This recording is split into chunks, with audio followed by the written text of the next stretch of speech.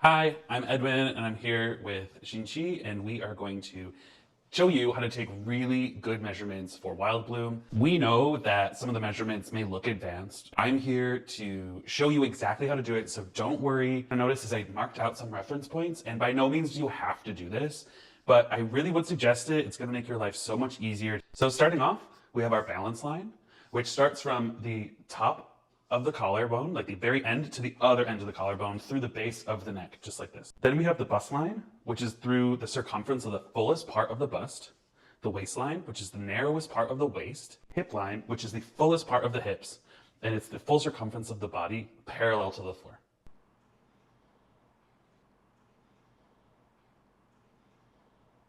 So first up, we have height.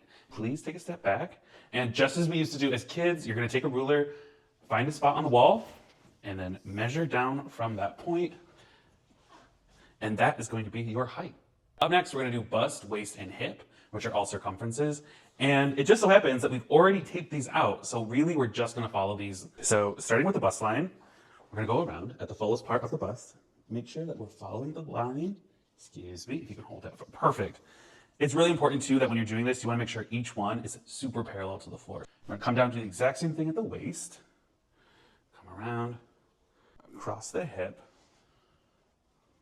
and really just make sure you're keeping it nice and tight without pulling too tight against the body. So next up is the shoulder width, and similar, we're going to follow these reference lines. We're going to follow the balance line. So starting from the top of the shoulder or the end of the collarbone, and most commonly this is really where your armhole seam and your shoulder seam are going to meet. You're going to measure across the base of the neck to the exact same spot on the other arm. Okay, next up is neck width. This is not taking a circumference around the neck. We're going to start from the top of the shoulder here and go directly across to the top of the shoulder here. So it's really the actual width of the neck, not going all the way around in the circumference of the neck. Okay, so next up is armcye depth. And what you'll see on our measurement description is really that, technically speaking, the armcye depth is almost, it cuts through the arm. If you can imagine, it's like a vertical distance from the top of the shoulder right to where the center or the bottom of the armpit is. But what I'd suggest is really we want to take a measurement around. So along the back, you're going to start from the top of the shoulder or that end of the collarbone and work your way around the back to the center middle of the armpit, and make sure you leave enough room below it so that you have enough space. Next up is shoulder slope, which is the angle that the shoulder is pitched at. The shoulder slope starts at the tip of the collarbone, or like the edge of the shoulder, and it's really this little slice. Currently, we have a standardized 20-degree angle here, which you can adjust however you'd like to. So next up is under bust. We're going to follow parallel to the bust line. We're going to go directly underneath the bust. And so this is really going to be like where your underwire on your bra strap is going to be. And you want to make sure, again, that you're parallel to the floor, and that is your underbust.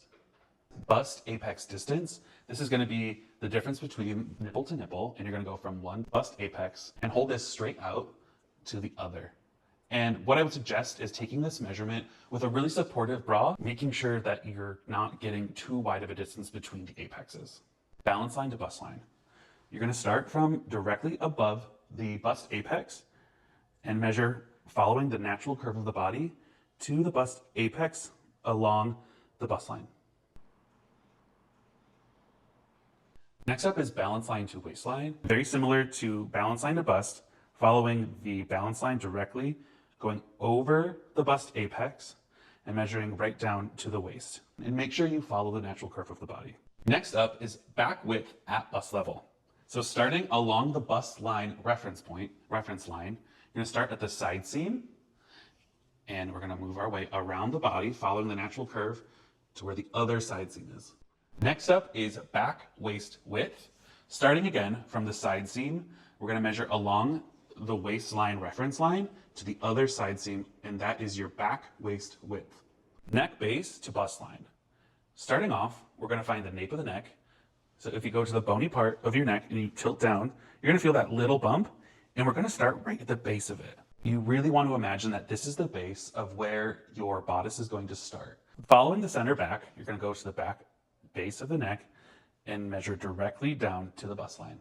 And if you have a slight curve to your back, it's really important you follow the center back to allow for enough length for the dress to fit over your back. Next is neck base to waistline. Very similar to neck base to bust line, we're going to start at the base of the neck, along the center back, again, making sure to leave enough room for if you have a little bit of a natural curve to your center back, directly to the waistline. Next is back hip width.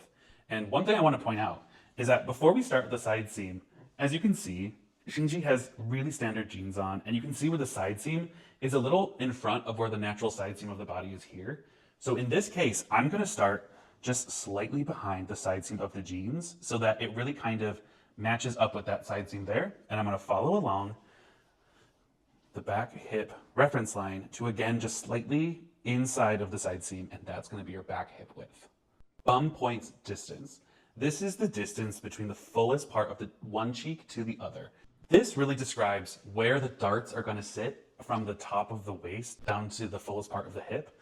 So I would start from the fullest part of one cheek and measure it to the apex or fullest part of the other cheek. It's the straight distance. So you're not following the natural curve. It is from the top of one straight across to the top of the other.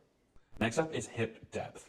So we're going to take the straight vertical distance from the waistline reference point to the hip line reference line. And it's important not to follow the curve of the body with this. It's really like the vertical distance from this reference line to this reference line.